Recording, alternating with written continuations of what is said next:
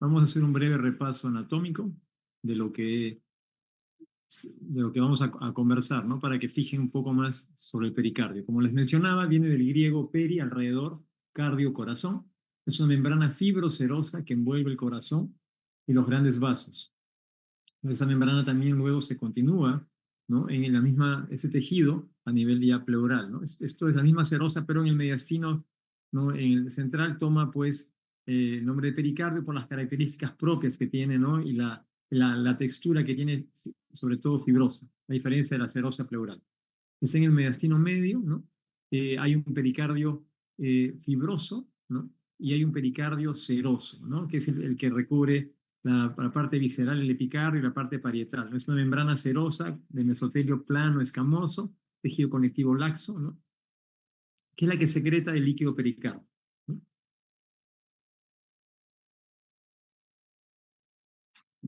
Y externamente tenemos el pericardio fibroso.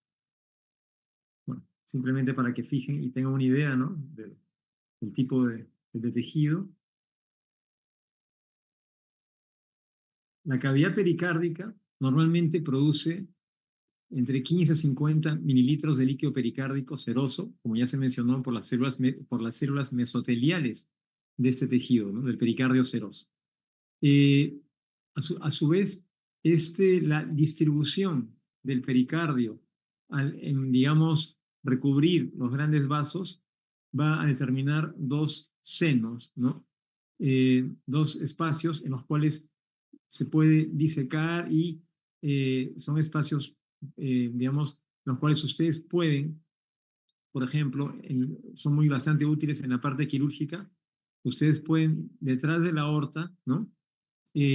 Colocar una cinta con mucho cuidado, ¿no? Y reparar, cadalzar la aorta, ¿no? Porque existe el seno transverso, que está superior al atrio izquierdo, detrás de aorta y pulmonar. Asimismo, tenemos el seno oblicuo de Halbert, que está delimitado por la vena cava superior, vena cava inferior, las venas pulmonares, detrás del atrio izquierdo.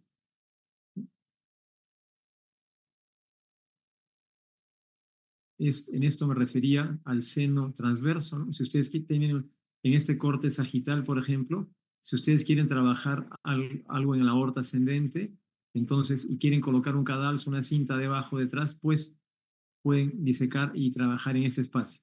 Acá también tienen el seno oblicuo, como les mencioné, detrás del atrio izquierdo.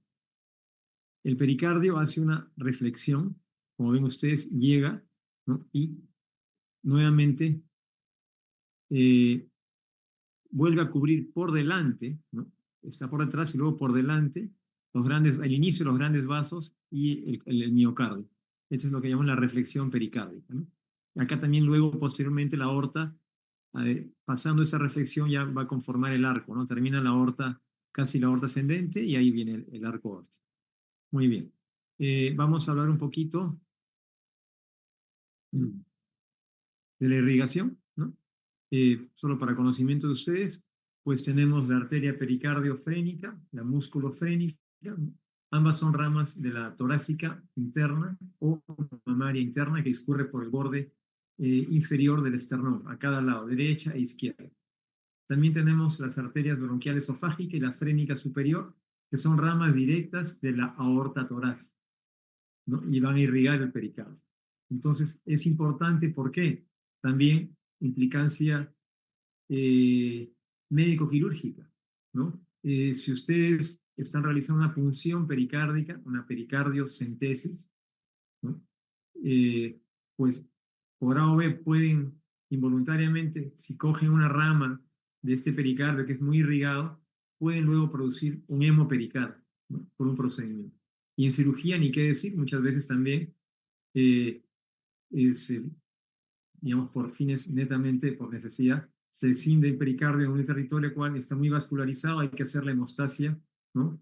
Necesaria, ¿no? Como parte también del protocolo de hemostasia en cirugía cardíaca, se considera al final también siempre la revisión del pericardio. Bueno, ahora en la parte venosa, el pericardio, el sistema de drenaje, en su mayoría va al sistema ácidos, ¿no? Y a venas pericardiofrénicas que drenan en la vena brachiocefálica. Eso es lo que mencionamos respecto a la irrigación, la torácica interna, ¿no? O mamaria, ¿no? Y acá tienen las ramas, ¿no? Y también tenemos las ramas directas, como se menciona, ¿no? Bien. Ahora, la pericardiofrénica derecha, pericardiofrénica izquierda, ¿no?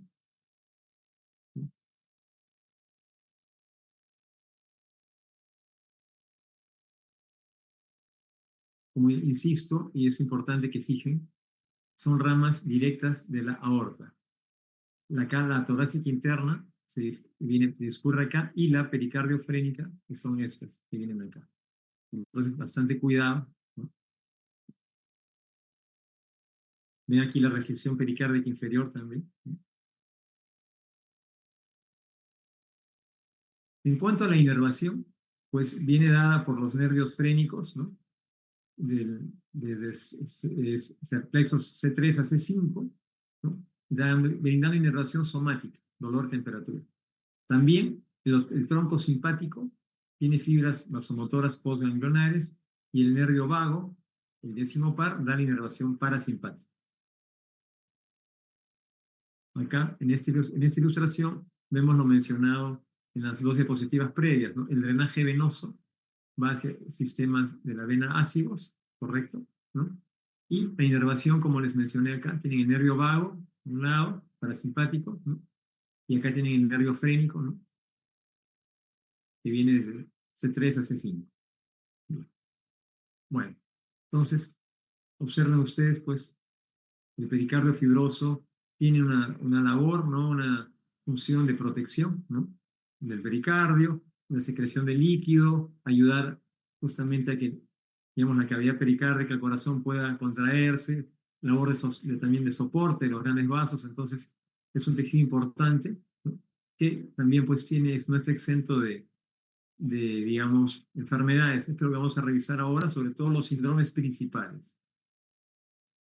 Entonces, tomando como base las guías de la Sociedad Europea de Cardiología para el manejo de enfermedades pericárdicas, lo primero que quiero mencionarles es que el pericardio puede ser afectado por cualquier eh, tipo, ¿no? De enfermedad. Llámese viral, por ejemplo, recientemente el COVID-19, ¿no? Nos daban las pericarditis, ¿no? Y los virus en general, herpes virus, adenovirus, pueden darnos pericarditis, problemas pericárdicos. Bacterias, por supuesto que sí, neumococo, estafilococo, ¿no? Hemófilos, y sobre todo, en nuestro medio, la tuberculosis, ¿no? Entonces, ¿qué es lo más frecuente en nuestro medio? Entonces, es importante paciente con pericarditis, con derrame pericárdico, pues descarten tuberculosis como uno de los diagnósticos diferenciales, ¿no? Micosis, ¿no? Es un poco raro, histoplasma, aspergillus, pero cándida, pero puede darse, sobre todo en pacientes muy inmunocomprometidos. Parásitos también muy raro, equinococos, toxoplasma. Causas no infecciosas, pues tenemos enfermedades autoinmunes, ¿no? A la cabeza, por ejemplo, el lupus, ¿no? Es también muy común, no es infrecuente en pacientes que tienen colagenopatías, artritis reumatoide y lúpicos, ¿no? O lúpicas que pues asocian derrame pericárdico, ¿no? Entonces es importante eh, tenerlo como un diagnóstico diferencial, sarcoidosis también, etc. Otra enfermedad no infecciosa que afecta el pericardio y también que es bastante común es la neoplasia, ¿no? Sobre todo tumores metastásicos, ¿no? Vecinos, llámese pulmón, mama, ¿no? O linfoma que están en mediastino. Más raro es un tumor primario, como los mesoteliomas, ¿no? Entonces, para fijarnos, causas infecciosas, virus, bacterias, hongos más raros, ¿no? Parásitos más raros, básicamente virus y bacterias, tuberculosis a la cabeza y los virus. Y no infecciosas, lupus, artritis, colagenopatías, ¿no? Neoplasias secundarias, ¿no? Y en la parte metabólica, también es importante no infecciosa, la pericarditis urémica, por ejemplo, ¿no? En las enfermedades renales crónicas, ¿no? Pues se suele ver también una pericarditis. Queda la raya pleural, etcétera, etcétera. Muy bien. Entonces, ahora, más raro, pero se los mencionamos, ¿no? Desórdenes traumáticos, que es obvio, ¿no? Una injuria directa, un trauma, pues va a darnos una, una injuria pericárdica, un sangrado, un hemopericardio, ¿no? O, digamos, eh, traumas no penetrantes, ¿no? Una contusión pericárdica, ¿no? Por ejemplo, también. También se ve en injurias por radiación, o, por ejemplo, pacientes postoperados, ¿no? Síndrome post-pericardiotomía, también pacientes infartados, post-infarto de miocardio, ¿no? Ahora, relacionado a drogas también es raro, pero generalmente asociado a fármacos a quimioterápicos que se usan para, ¿no? Para el tratamiento de neoplasias, ¿no? Eh, Más raro, enfermedades tipo la amiloidosis, ¿no? Eh, muy raro, digamos, también puede presentarse una agenesia, una ausencia de pericardio.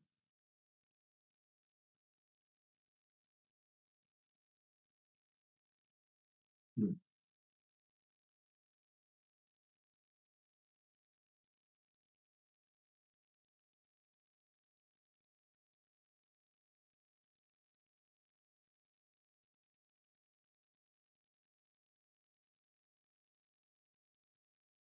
ok, continuamos.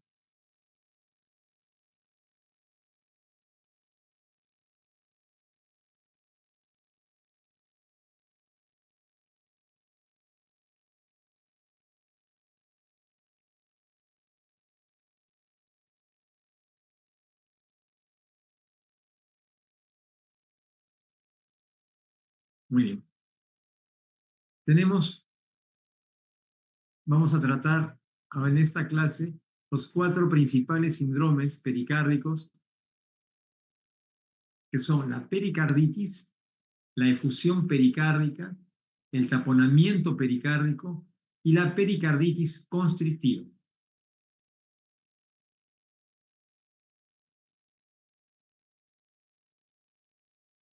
Bien,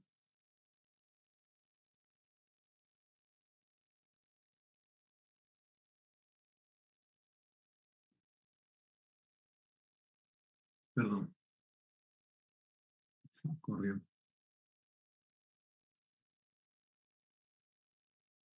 Un momento que tengo un problema con la pantalla. Ya, ahora sí. La pericarditis podemos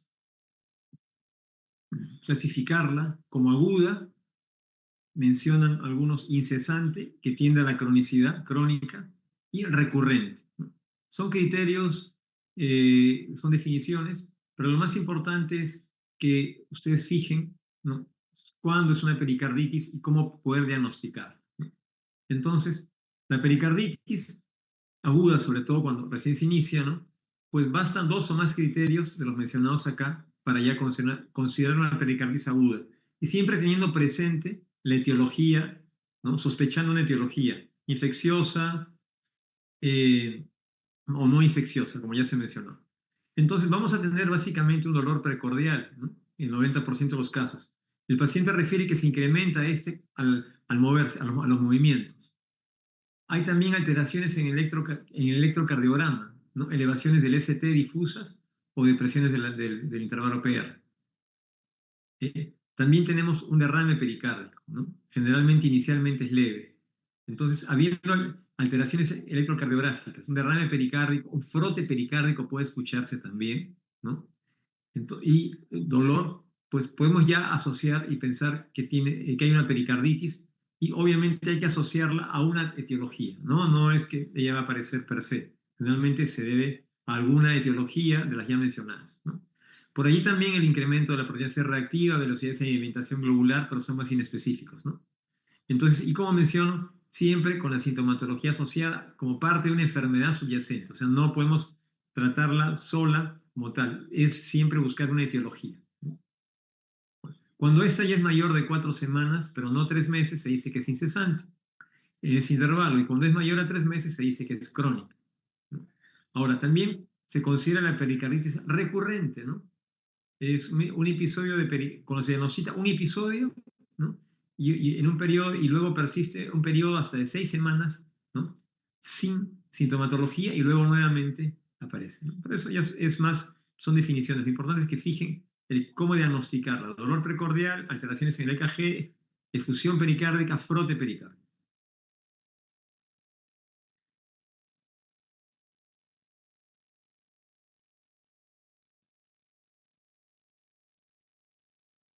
Bien. Ahora, esto es lo ya mencionado. Vamos a, base a las guías, fijar algunas cositas para que ustedes tengan claro, ¿no? Entonces, como le digo acá, dolor precordial, ¿no? Frote pericárdico, elevación difusa del ST o depresión del PR, ¿no? Y derrame pericárdico. Con estos cuatro, ustedes son los criterios principales. Ustedes, basta que tengan dos, ya diagnostican una pericarditis. Pueden asociarse a las elevaciones de marcadores, ¿no? Bien. Eh, Entonces, esa puede ser incesante en el intervalo de 4 o 6 semanas, pero menor a 3 meses, ¿no? Puede ser recurrente si hay un episodio y luego hay hasta 6 semanas sin sintomatología, y crónica cuando es más de 3 meses. Entonces, nos quedamos con la pericarditis aguda, ¿no? Incesante, o luego viene la crónica. Anteriormente se diagnosticaba, se llamaba esta incesante la subaguda, ¿no? Pero es prácticamente, simplemente son maneras de llamar. Muy bien. En este algoritmo, ¿no? Vamos a ver cómo eh, podríamos manejar un paciente con pericarditis y cómo también ver, establecer un pronóstico, ¿no? Una predicción de un pronóstico. Entonces, lo primero es examinar al paciente, anamnesis, examen físico, ¿no? Parte de la anamnesis también tenemos que ver antecedentes, probables antecedentes, ya que nos van a orientar a una etiología. Entonces, acompañamos exámenes auxiliares, electrocardiograma, ¿no? Exámenes básicos, una placa de tórax, un ecocardiograma, enzimas cardíacas, ¿no? PCR, llámese enzimas cardíacas, llámese troponina. Entonces, si no encontramos alteraciones, bueno, entonces tenemos que ver otro diagnóstico, ¿no? Si tenemos sospecha de una causa específica, entonces ya consideramos que el paciente, pues, sí puede ser una pericarditis y tenemos que estudiarlo. Por ejemplo, si en el ecocardiograma hay ya un derrame moderado, ¿no? Entonces hay que seguir ese paciente porque ese derrame puede volverse severo, puede llegar a un taponamiento cardíaco, por ejemplo, ¿no? Bien, ahora, y hay que ya orientar tratamiento. Cuando ya hemos establecido que hay una pericarditis, ¿no? Entonces, pero no tenemos una etiología en la cual sospechamos, por lo menos no hay una respuesta, perdón, un indicio claro de alguna etiología. Iniciamos con AINES, ¿no? Como una terapia empírica, ¿no? Y si el paciente, pues es un paciente, como les digo, que es un paciente de riesgo potencial, es mejor internarlo. De no ser así, se le puede manejar en observación ambulatoria, ¿no? Y aquí, bueno, predictores de un peor pronóstico, ¿no? Cuando hay fiebre, ¿no? Cuando la infección, pues, perdón, la efusión pericárdica es mayor, ¿no? Puede llegar a un taponamiento. Obviamente no vamos a esperar que llegue a un taponamiento. En ese caso nosotros tenemos que actuar, ¿no? Bien, ok. Entonces, descartar que no tenga, por ejemplo, que el paciente no esté anticoagulado, que no haya habido trauma, ¿no? Entonces es importante la anamnesis, ¿no? Es muy importante en ese caso, ¿no? Y el examen físico. Si han encontrado ustedes frote, si han encontrado, digamos, alteraciones también enzimáticas, puede haber, por ejemplo, ya ser secundaria a un infarto miocárdico, una miopericarditis, en fin. Bueno, entonces ya se mencionó esto. Los exámenes, ¿no? Básicos vienen a ser los que manejamos todos: el EKG, ¿no? Luego el electrocardiograma, placa de tórax, ¿no? El ecocardiograma, perdón, ¿no? troponinas, ¿no? Por ahí pueden ampliar a pruebas de función renal, hepática, función tiroidea, ¿no? Luego de esta primera línea de exámenes, EKG, ecocardiograma, radiografía de tórax, podemos ir a una segunda línea, ¿no? En la cual podemos pedir ya imágenes, ¿no? Básicamente tomografías o resonancias, ¿no? Podemos hacer una pericardiocentesis, ¿no? Y extraer líquido para tener estudio de líquido, ¿no? O también puede hacerse una cirugía llamada ventana pericárdica, que es, ¿no? Para drenar y al mismo tiempo hacer una biopsia, ¿no? Esto es lo último. Obviamente hay que evitar llegar a esto, ¿no? Hay que intentar manejarlo médicamente y diagnosticarlo médicamente, ver en base a la etiología que uno sospecha, pues intentar ver un diagnóstico, ¿no? Y llámese si sospechamos tuberculosis, pues BK, cultivo, por ejemplo, si algo dio positivo, ya asociamos haciendo unidad clínica que se debe a esto, ¿no? Descarte de neoplasia, si encontramos marcadores neoplásicos positivos, una imagen de una tumoración en la tomografía, pues también entonces asociamos, si encontramos, por ejemplo, un linfoma, que es probablemente metastásico, ¿no? Y ahí si quieren confirmar una pericardiocentesis, estudio de líquido, ¿no? Para ver la etiología, para confirmar la etiología, perdón. En cuanto a las dosis que se manejan, ¿no? Para la pericarditis, la aspirina, ¿no? Tenemos, pues, dosis que pueden ser de carga, ¿no? De 750 según las guías, ¿no? Cada 8 horas, pero generalmente se procura, sean dosis menores, ¿no? 250, 500, hasta una o 2 semanas se van disminuyendo las dosis. El ibuprofeno, igual también, se usan dosis, o puede ser 600, o pueden bajarse dosis hasta 200, 400, ¿no? En ese rango, ir bajando. El tratamiento es por hasta 1 a 2 semanas y ver respuesta, ¿no? También usamos la colchicina, ¿no? A 0,5 miligramos, ¿no? Cada 12 horas, ¿ok? En pacientes mayores, pacientes de 70 kilos o más, ¿no? Y esto se usa, digamos, sí, por más tiempo, da bastantes buenos resultados en cuanto a la disminución progresiva del derrame pericárdico. Esta terapia es la terapia de primera línea, ¿no? Después vamos a ver, hay otras terapias también, al final lo vamos a mencionar. No, acá ya está. Ajá. Perfecto. Entonces, como mencionaba, es terapia de primera línea, ¿no? Aspirina, AINES, colchicina, ¿no? Bueno, restricción de ejercicio, obviamente, ¿no? Eh, Se puede, en segunda línea, adicionar corticoides, ¿no? En algunos casos, ¿no? Ahora, también se puede, como tercera línea, utilizar inmunoglobulinas endovenosas o ¿no? Antagonistas de interleuquina 1, como son el anakinra, por ejemplo. También se puede dar acetioprina, ¿no? Y lo último, pues, sería ya una intervención, ¿no? La pericardiectomía, que eso al final vamos a comentarles, pues, mismo así es una cirugía que involucra cierto riesgo al paciente.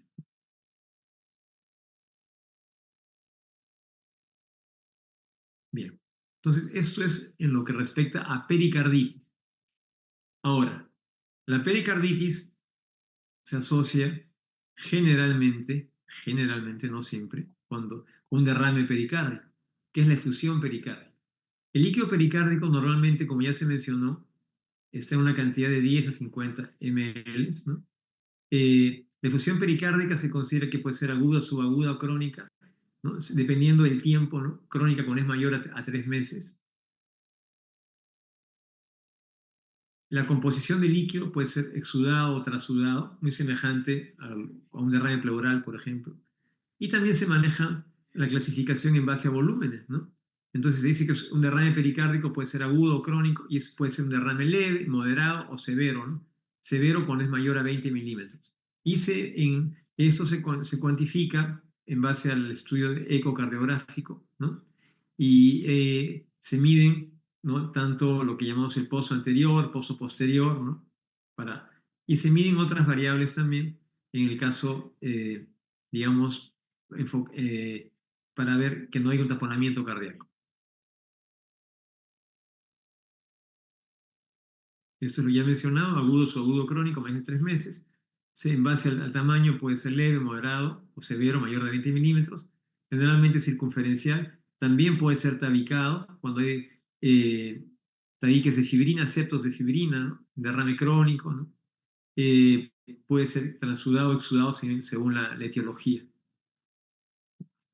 ¿Qué análisis pedimos cuando hacemos una pericardiocentesis para estudiar ese líquido? Pues los análisis básicos generales, ¿no? Proteínas, verle el HDL, ¿no? Citología, ¿no? PCR para tuberculosis, polimerasas, perdón. ¿Sí? Ahí luego también cultivos, ¿no? Para Mycobacterium, sobre todo gérmenes aerobios, anaerobios también.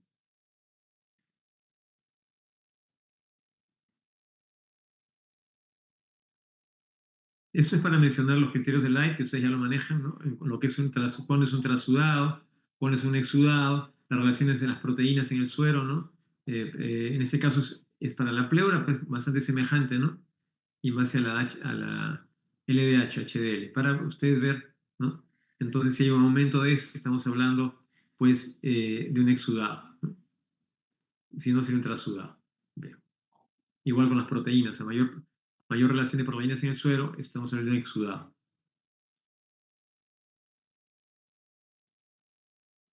Muy bien.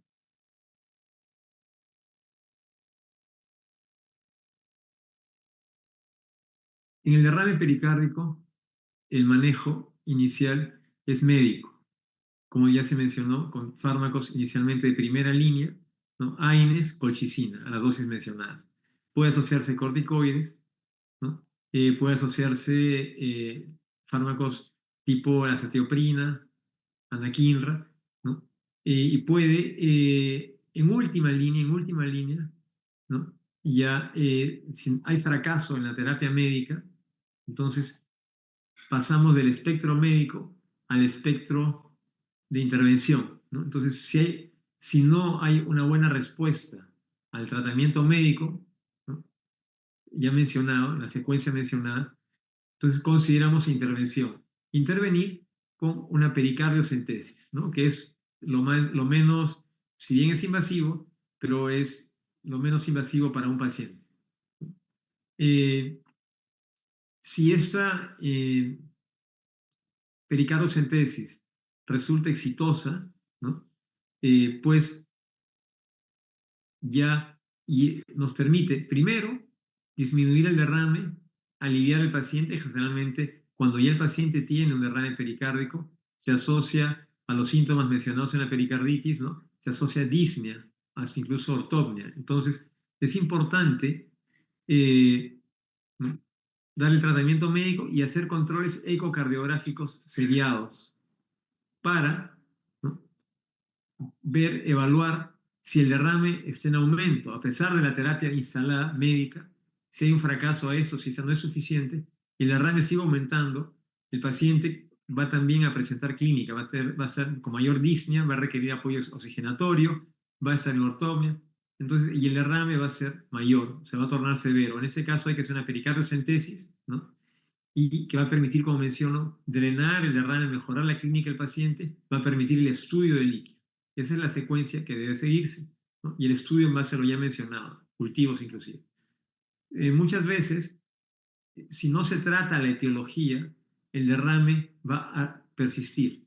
Entonces, para la pericardiocentesis se coloca un catéter de el catéter venoso central, puede colocarse un catéter de alto flujo, como los que se usan para diálisis, por ejemplo, ¿no? A nivel subsifoideo, una punción ecoguiada orientada hacia el hombro izquierdo, hacia la clavícula izquierda, ¿no? En 45 grados, van aspirando, ¿no? Y ecoguiado para que llegue a cavidad pericárdica. Si tienes un buen pozo anterior, tenemos un pozo mayor a 10 milímetros o 15 milímetros, pues nos da cierta seguridad. Cuanto mayor el pozo anterior, mayor seguridad para hacer la punción sin riesgos de lesionar el ventrículo derecho, ¿no? O el ápex. Entonces, porque puede, si se da, ¿no? Se ve eso, que como es una punción, por eso se pide que sea ecoguiada, ¿no? Y aún así pueden haber incidencias, ¿no? Intercurrencias. Eh, una vez drenado el líquido, el catéter se suele dejar allí para luego ir aspirando, porque repito, insisto, mientras no se trate la etiología, el derrame va a recidivar, va a continuar produciendo líquido esa serosa que está inflamada, que está infectada, injuriada, digamos. Entonces, eso es básicamente el manejo, ¿no? Ahora,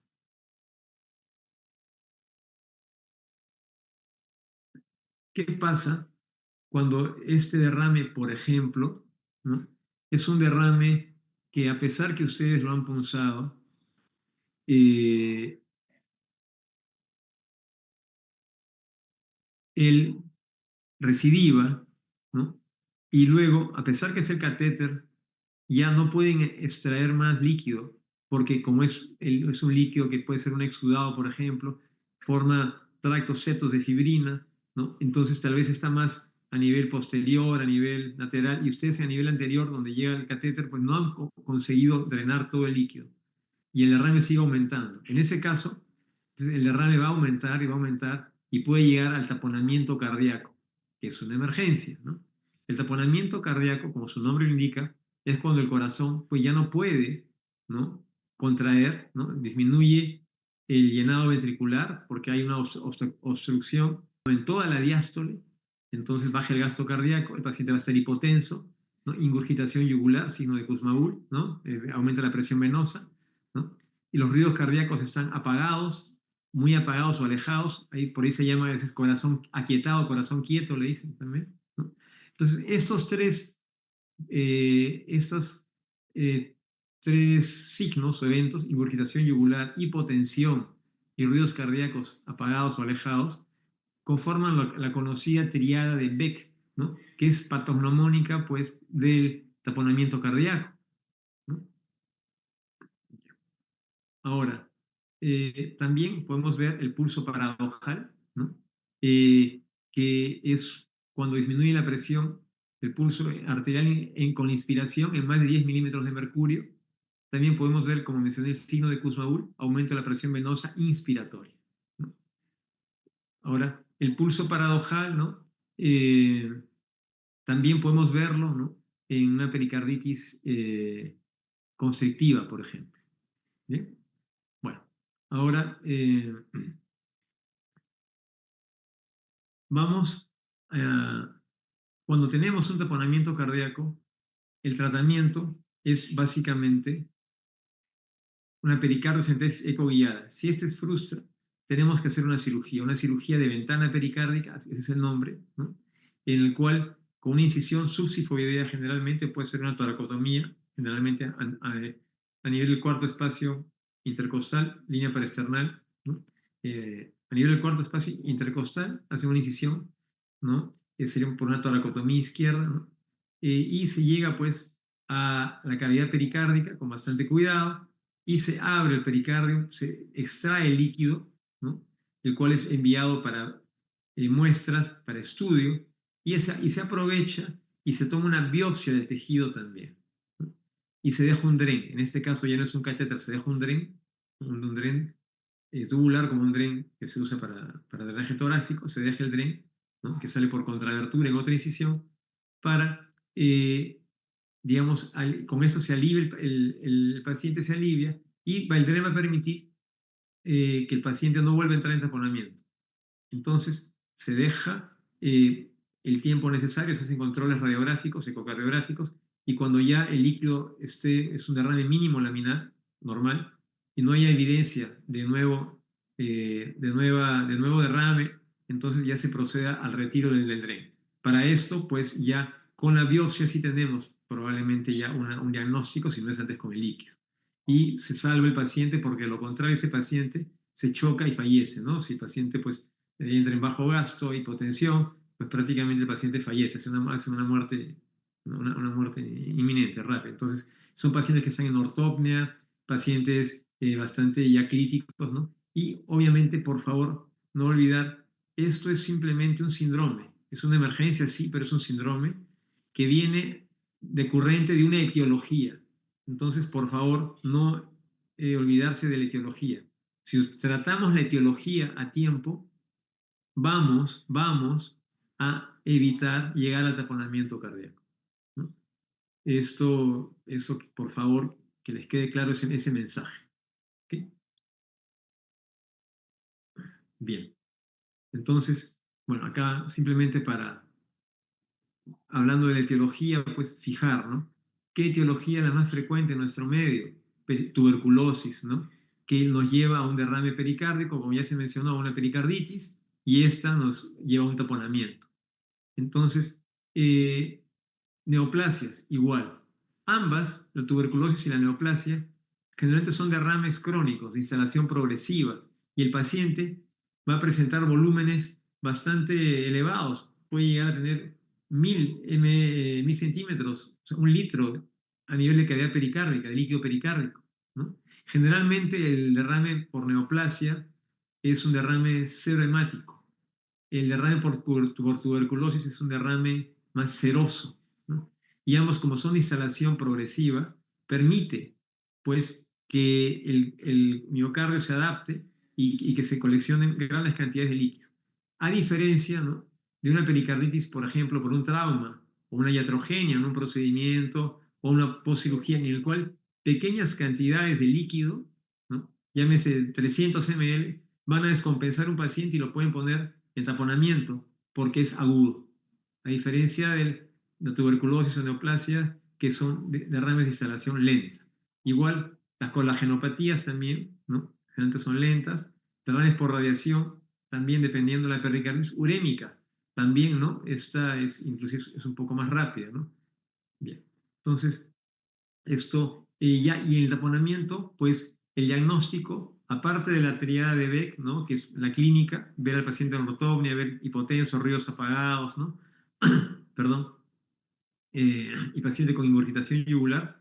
Entonces, eh, aparte de ello, eh, tenemos el ecocardiograma va a ser el confirmatorio. Entonces, la clínica, obviamente, la auscultación también, y luego el ecocardiograma es necesario para ver, cuantificar el derrame, tener una idea si se puede punzar o hay que entrar a una cirugía, ¿no? Si se ve septos de fibrina, ni punzar directamente a la ventana pericárdica, que es una emergencia, como les digo, ¿no?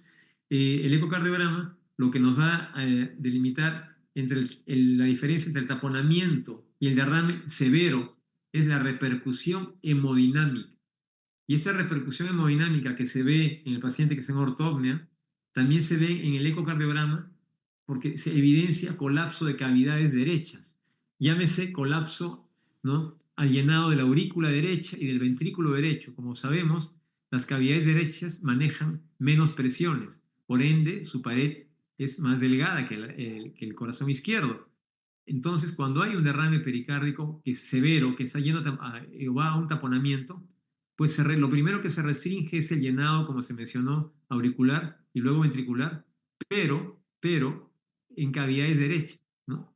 Entonces el paciente comienza a hacer congestión venosa y tiene, ¿no?, la ingurgitación, signo de Kussmaul. Entonces en el eco se observa, cuando hay un informe que nos habla de restricción al colapso, ¿no?, de cavidad de aurícula derecha, ventrículo derecho, ¿no?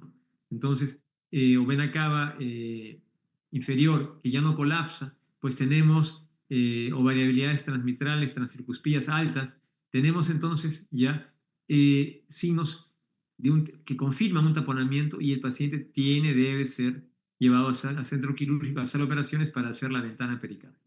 Es importante, ¿no?, que fijar esto y siempre de la mano de la probable etiología, ¿no? Si uno trata la etiología a tiempo, el derrame es generalmente severo y no llega a un taponamiento, tal vez a una punción si necesario.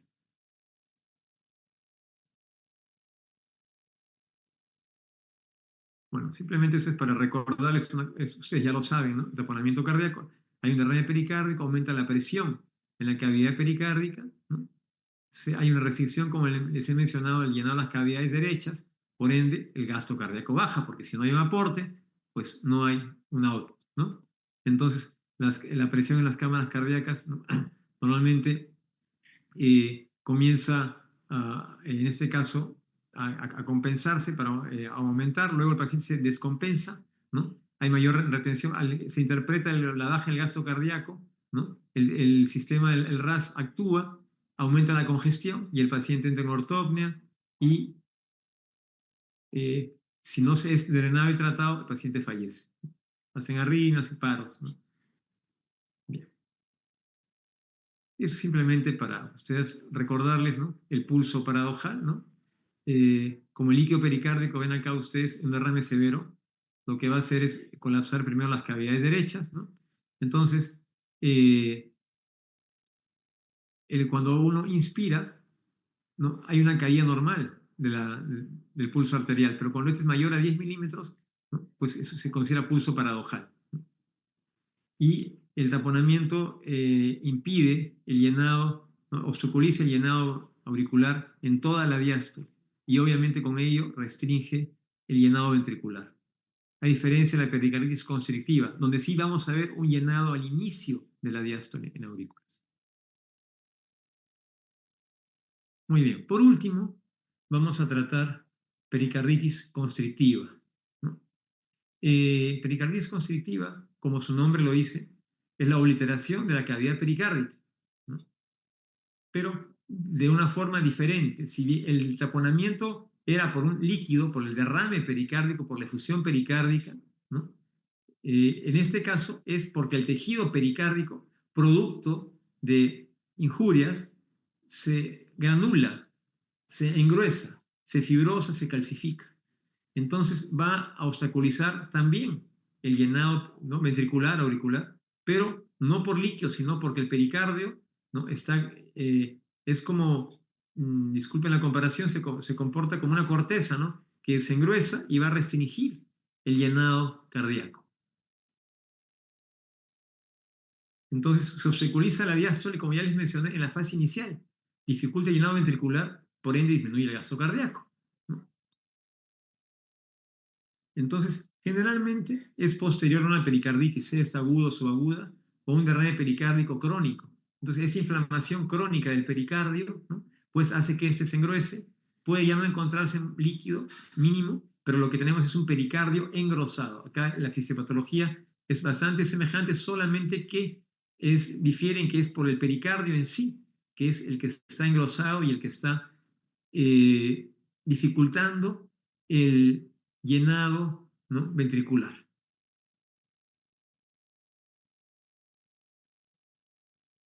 Bueno, la etiología semejante, ¿no? Básicamente es injurias, dolencias que crónicamente van a afectar el pericardio. Acá no se da por una pericarditis aguda, ¿no? Es más difícil, más es por un derrame crónico pericárdico asociado a tuberculosis, generalmente, ¿no? A la enfermedad renal crónica, la pericarditis urémica, o también por radioterapia ante dolencias neoplásicas, ¿no? Entonces, ese pericardio crónicamente inflamado, pues es afectado, se engruesa, y aquí el tratamiento es diferente, ¿no? Aquí no se puede hacer punción porque no va a ayudar, ¿no? El líquido es mínimo, ¿no? Aquí lo que se tiene que realizar, ¿no? Es una pericardiectomía. Vamos a ver opciones posteriormente para terminar con esto. Bien, entonces acá quiero parar un poquito porque siempre me gusta fijar, estamos en Perú, sabemos que la tuberculosis es endémica, ¿no? Como acá lo menciona justamente en la guía, miren acá al último, ¿no? Perdón, acá en mi pantalla apareció algo que no debió aparecer. Un momentito, por favor. Ya. Entonces, cuando es la tuberculosis en áreas que es endémica, pues, ¿no?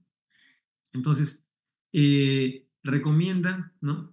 El tratamiento, ¿no? Entonces, un tratamiento, digamos, si es necesario, empírico para a ver, pues, si podemos apoyar.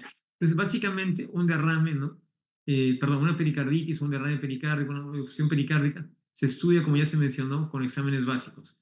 Radiografía de tórax, ecocardiograma, ¿sí? EKG, ¿no? Luego, pues, exámenes de imágenes, ¿no? Se hacen pericardocentesis cuando es la pericarditis, ¿no? Como ya se mencionó, ahí pues hay que hacer el estudio del líquido, ¿no? Y los cultivos. Si eh, no hay hasta ese entonces una respuesta, ¿no? Tanto por el líquido cuanto por estudios por ejemplo, para tuberculosis con interferón gamma, adenosina deaminasa, etcétera, pues entonces tenemos que llevar a una biopsia, ¿no? Y esta biopsia es básicamente quirúrgica, ¿no? Y ya, como les menciono, puede acompañarse en áreas endémicas. Ustedes pueden iniciar un tratamiento antituberculosis de manera empírica para ver si hay respuesta. Entonces, ténganlo muy presente, porque en Perú, ¿no? Un gran porcentaje, si no o sea, el mayor porcentaje de derrames que vemos, pericarditis, derrames, con derrames que van a taponamiento inclusive, muchos son por tuberculosis. Y a veces no encontramos otro foco, ¿no? O está oculto. Después ya se diagnostica. Entonces puede ser una tuberculosis pues que pasó desapercibida a nivel pulmonar, etcétera, o de otro órgano, ¿no? Bien. Y también diagnósticos diferenciales, neoplasias, ¿no? Como segundo diagnóstico, colagenopatías. Bien. Bueno, volviendo al tratamiento general de las dolencias pericárdicas, ¿no? Entonces ya se mencionó, para no repetir, el tratamiento de primera línea, que es básicamente AINES, colchicina, ¿no? Aspirina. Segunda línea pueden usar corticoides, ¿no? Tercera línea, los agentes antiinterleuquina 1, como anakinra, por ejemplo, ¿no? Luego, cuando hay un derrame pericárdico, ¿no?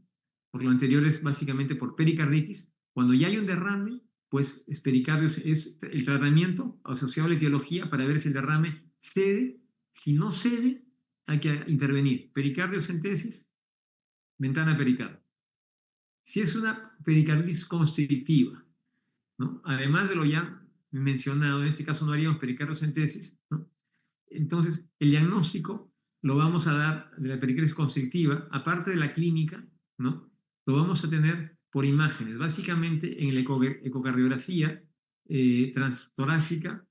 Vamos a ver, y también puede ser transesofágica si ustedes desean, vamos a tener, pero básicamente es la transtorácica, tener el pericardio engrosado, ¿no? Pericardio engrosado, ¿no?